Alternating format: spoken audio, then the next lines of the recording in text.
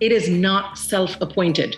Do not go around saying, I am an ally, because nobody has bestowed that on, you can't bestow that on yourself, rather. It has to be something that you earn. It's not a monopoly board. You don't collect 89 week points and then ding, ding, ding, make it to destination. It is something that you have to earn and work hard at.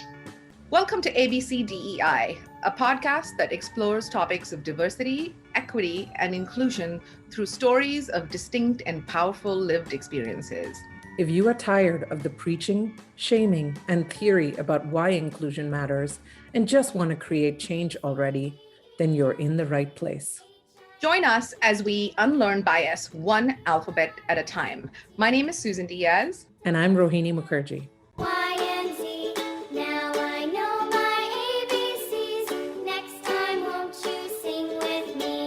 Hi, and welcome back to ABCDEI. Today, we're going to take a little bit of a departure from normal programming in that, we're closing up season 2, which time flies. And so Susan and I thought that we would respond to a question that we've got from a few different people over the last 2 seasons, which is, okay, I get it. I love it. I'm inspired by your guests. I like what you're doing. But how do I incorporate it into my practice? How do I incorporate it into my daily habits? How do I incorporate it into the way I raise my kids or run a workplace? And so over the next 3 episodes, we are going to create a bit of a primer for allyship. In this episode, we are going to put a focus on what allyship is not. That's always a great way to build towards a goal, by clarifying what it's not, right, Susan? Correct. Completely. Like, start with what you don't want to do, right? With any quest, it's easy, even with superheroes, it's easier to fight evil than to stand for good in isolation. So we thought maybe starting with that. And then I'm going to put you on the spot here, Salsa. What are we going to do now with this? We're going to brown-splain it, aren't we?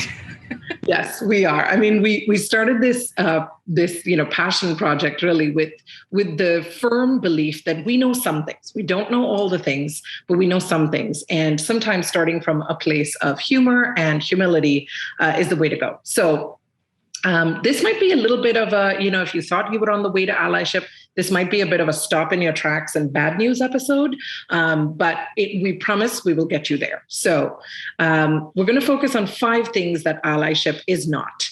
The first one, and probably the most important one, it is not self-appointed. Do not go around saying, I am an ally, because nobody has bestowed that on, you can't bestow that on yourself, rather. It has to be something that you earn. It's not a monopoly board. You don't collect 89 week points and then ding, ding, ding, make it to destination. It is something that you have to earn and work hard at.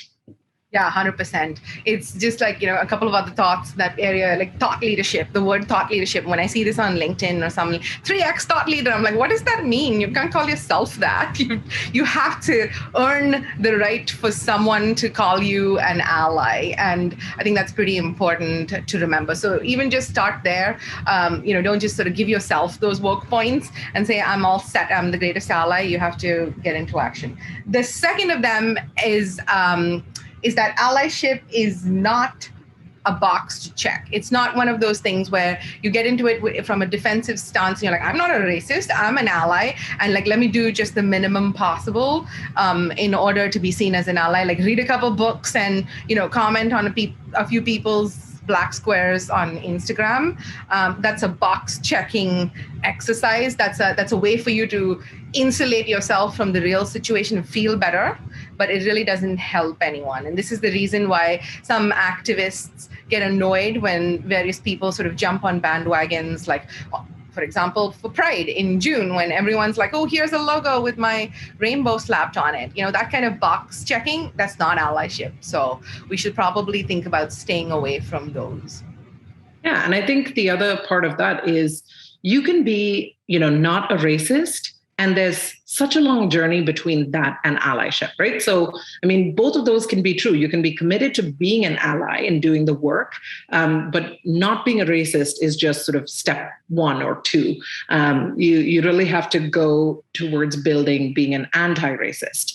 The other part of it too is being an ally is not a lifelong title. So it is something that you have to constantly work at. I mean, just like professional designations, you become an accountant or you become an insurance professional, you still have to complete professional continuing credits to keep your title alive and to keep your designation active. And allyship is just like that. You could absolutely do the work towards being an ally in your workplace. But as needs and as people evolve, that requires some upgrading. So it isn't something that you just have. Well, it's not a one time for life. Yeah, it's not a lifetime membership software that you got on beta a few years ago. So in continuation to that, which is point 3, then is point 4, which is allyship is not one size fits all. Just because you're not a racist doesn't mean you're also not a bigot in any other way. And if any one of us, in like you said, when we started this journey, we started it saying there's so much that we have to learn and so much that we have to unlearn ourselves. So nobody has the title of being ally to all. So just because you're an ally to one cause, one ideology, or one philosophy doesn't automatically sort of make you a one size fits all. It's like, of course I'm great. My girlfriend's Black, so I know everything about being gay as well. Like, that's not how it goes. And really respecting the differences between sort of different people, regardless of what it is. I think that's the 4th point to remember what allyship is not. Yeah.